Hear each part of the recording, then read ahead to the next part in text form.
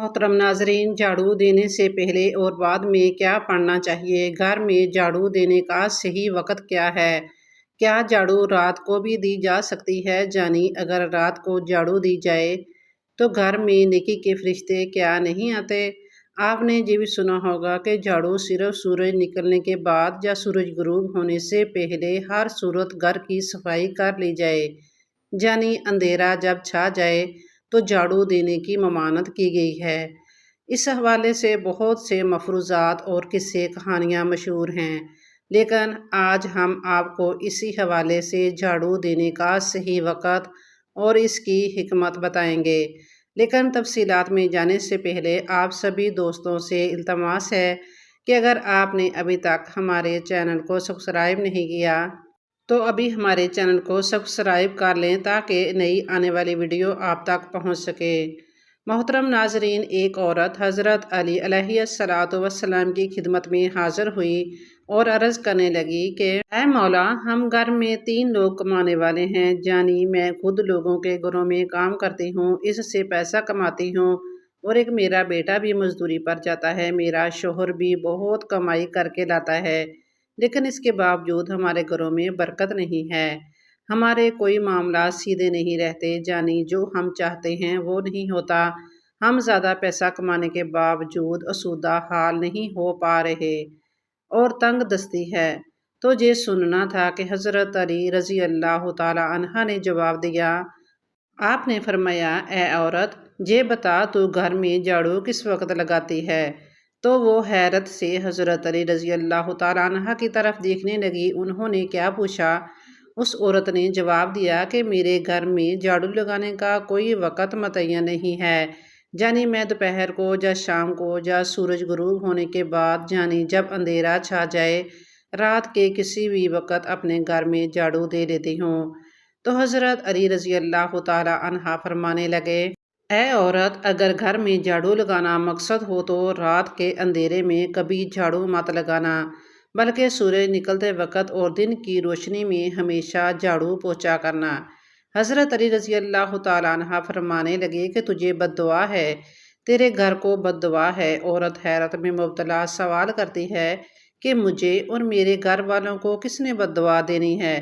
तो हज़रत अली रज़ी अल्लाह तआला अन्हा ने फरमाया कि ऐ औरत, मेरी बात गौर से सुन। तुम्हारे घरों में तुम्हारे साथ रात के वक़्त अल्लाह की दूसरी मखलूक़ात भी आराम फरमा रही होती हैं। घर के कोनों में कीड़े मकोड़े और हशरात अल अर्ज़ भी आराम कर रहे होते हैं और वो अल्लाह की इबादत और हम्दो सना में मसरूफ़ होते हैं। लेकिन जब तुम रात को झाड़ू लगाते हो तो उनके आराम और उनकी इबादत में खलल का सबब बनते हो। तो रात के वक़्त तुम्हारे झाड़ू के सबब वो परेशानी के आलम में अपने कोनों मकान से निकल आते हैं और रात को उनको नज़र नहीं आता, तो इसी असना में उनके मुंह से बददुआ निकलती है। तो ए औरत, उनकी बददुआ से बचो, क्योंकि अल्लाह सिर्फ इंसानों से ही नहीं बल्कि अपनी दूसरी मखलूक़ात से भी बेहद प्यार करता है। तो मोहतरम नाजरीन, ये तो था हज़रत अली अलैहिस्सलातु वस्सलाम का हिकमत भरा और दानाई से भरपूर एक खूबसूरत वाक़या। हज़रत अमीरुल मोमिनीन हज़रत अली इब्न अबी तालिब अलैहिस्सलातु वस्सलाम की शख्सियत एक ऐसी शख्सियत है जिससे अपने और गैर सभी मुफक्किरीन और दानिशमंद मुतासिर हैं। कुरान पाक में अल्लाह ताला ने इरशाद फरमाया, यकीनन अल्लाह तबारक ताला तौबा करने वालों को और पाक साफ रहने वालों को पसंद फरमाते हैं। तो झाड़ू लगाने से हम अपने घर की पाकी सफाई कर सकते हैं। झाड़ू के ज़रिए से हम अपने घर की, अपने दुकान की पाकी सफाई कर सकते हैं। तो ये भी उसी में दाखिल है कि ख़वातीन झाड़ू लगाते वक़्त या झाड़ू लगाने से पहले बिस्मिल्लाहिर्रहमानिर्रहीम ज़रूर पढ़ लें और अपने घर का मुआयना कर लें। अपने घर को चारों तरफ से कोने कोने में देख लें कि कहीं भी अल्लाह तबारक ताला के रिज़्क़ का एक टुकड़ा भी पड़ा हुआ तो नहीं है, एक दाना भी इधर उधर गिरा हुआ तो नहीं है। अक्सर क्या होता है कि घरों में बच्चे होते हैं, रोटी का टुकड़ा हो या खाने की और कोई चीज़ हो, हाथ में लेकर इधर उधर खाते फिरते हैं और घर के इधर उधर घराते रहते हैं। और माएँ बहनें क्या करती हैं, झाड़ू उठाती हैं اور فوراً جھاڑو لگانا شروع کر دیتی ہیں۔ یہ بھی نہیں دیکھتی کہ گھر میں ادھر ادھر اللہ تبارک تعالیٰ کا رزق پڑا ہوا ہے، روٹی کا ٹکڑا ہو یا چاول کے دانے ہوں یا کوئی اور چیز ہو، کھانے کے نہیں دیکھتے اور جھاڑو لگانا شروع کر دیتے ہیں، جس کی وجہ سے رزق کی بے ادبی ہوتی ہے، بے حرمتی ہوتی ہے۔ رزق کی بے ادبی کی جائے اگر آپ انجانے میں کر رہے ہیں تو آپ اس غلطی کو ہمیشہ ذہن میں بٹھا لیجئے، اور بھی بہت زیادہ خطرناک ہے اگر ہم جھاڑو سے اللہ تبارک تعالیٰ کے رزق کی بے حرمتی کرتے رہیں گے، بے ادبی کرتے رہیں گے، پھر اس گھر میں رزق کی برکت ختم ہو جاتی ہے۔ جیسا کہ حدیث مبارکہ میں آتا ہے کہ جس پلیٹ میں ہم کھاتے ہیں اگر اس پلیٹ کو اچھے طریقے سے صاف کیا جائے تو وہ پلیٹ بھی ہمارے حق میں دعا کرتی ہے کہ اے اللہ تبارک تعالیٰ، جس طریقے سے اس نے مجھے صاف کیا ہے، مجھے برباد ہونے سے بچایا ہے، اس کو بھی برباد نہ کرنا۔ اسی طریقے سے جب دسترخوان بچھاتے ہیں، دسترخوان میں جو دانے وغیرہ گر جاتے ہیں، روٹی کے ٹکڑے ہو یا چاول کے دانے ہوں یا کوئی اور چیز ہو، جو شخص بھی ان دانوں کو دسترخوان سے اٹھا کر کھا لیتا ہے تو پھر اس گھر میں رزق کی بارش ہونے لگتی ہے، اور اس گھر کے جتنے بھی لوگ ہیں ان کی کمائیوں میں اتنی برکت ہوتی ہے کہ حد نہیں۔ اللہ اکبر۔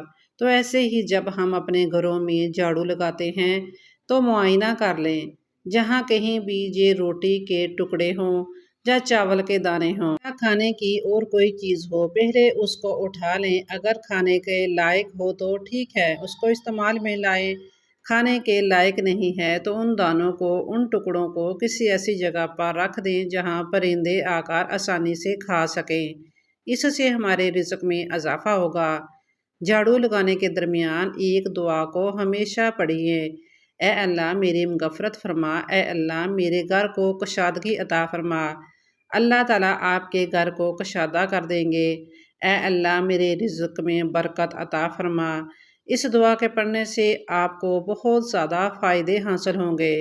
تو محترم ناظرین، اگر آپ جھاڑو لگانے کے بعد یا پھر پوچا وغیرہ لگانے کے بعد اگر آپ تھک جائیں تو آپ کو ایک کام ضرور کرنا چاہیے تاکہ ساری تھکن ختم ہو جائے۔ سبحان اللہ 33 بار، الحمدللہ 33 بار اور اللہ اکبر 34 بار پڑھنا چاہیے۔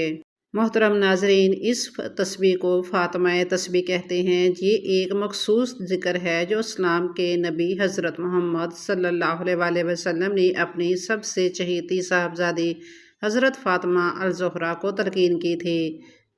ایک دفعہ حضرت فاطمہ رضی اللہ تعالیٰ عنہا حضرت محمد صلی اللہ علیہ وسلم کی خدمت میں یہ شکایت کرنے کے لیے حاضر ہوئیں کہ چکی پیسنے کی وجہ سے ان کے ہاتھوں میں کتنی تکلیف ہے۔ انہیں معلوم ہوا تھا کہ نبی کریم صلی اللہ علیہ وسلم کے پاس کچھ غلام آئے ہیں، لیکن نبی کریم صلی اللہ علیہ وسلم سے ان کی ملاقات نہ ہو سکی، اس لیے حضرت عائشہ رضی اللہ تعالیٰ عنہا سے اس کا ذکر کیا۔ جب آپ صلی اللہ علیہ وسلم تشریف لائے تو عائشہ رضی اللہ تعالیٰ عنہا نے آپ سے اس کا تذکرہ کیا۔ حضرت علی رضی اللہ تعالیٰ عنہ نے بیان کیا کہ پھر نبی کریم صلی اللہ علیہ وسلم ہمارے جہاں تشریف لائے، رات کے وقت ہم اس وقت اپنے بستروں پر لیٹ چکے تھے، ہم نے اٹھنا چاہا، آپ صلی اللہ علیہ وسلم نے فرمایا کہ تم دونوں جس طرح تھے اسی طرح رہو۔ پھر نبی کریم صلی اللہ علیہ وسلم میرے اور فاطمہ کے درمیان بیٹھ گئے۔ پھر آپ صلی اللہ علیہ وسلم نے فرمایا، تم دونوں نے جو چیز مجھ سے مانگی ہے، کیا میں تمہیں اس سے بہتر ایک بات نہ بتا دوں؟ جب تم رات کے وقت اپنے بستر پر لیٹ جاؤ تو 33 مرتبہ سبحان اللہ، 33 مرتبہ الحمدللہ اور 34 مرتبہ اللہ اکبر پڑھ لیا کرو، یہ تمہارے لیے لونڈی غلام سے بہتر ہے۔ محترم ناظرین، مسلمانوں میں اہل سنت و جماعت اور اہل تشیع دونوں ہی کی کتابوں میں تسبیح فاطمہ کا ذکر موجود ہے۔ حضرت فاطمہ رضی اللہ تعالیٰ عنہا کو جب یہ تسبیح بتائی گئی تو آپ بہت زیادہ خوش ہوئیں۔ محترم ناظرین، اس تسبیح کی معتد فضائل و احادیث اور اقوال اولیاء میں درج ہیں۔ ہر فرض اور نفل نماز کے بعد تسبیح فاطمہ کا ذکر کرنا مستحب ہے، اور خصوصاً نماز فجر کے بعد اس کا ذکر کرنا ثواب کا باعث ہے۔ اللہ تعالیٰ ہمیں اپنی زندگی کو اسلامی اصولوں کے مطابق گزارنے کی ہدایت اور توفیق دے۔ محترم ناظرین، ہم دنیا کی الجھنوں میں کھو کر رہ گئے ہیں۔ اللہ تعالیٰ ہمیں صراط مستقیم پر چلائے۔ جزاک اللہ خیرا۔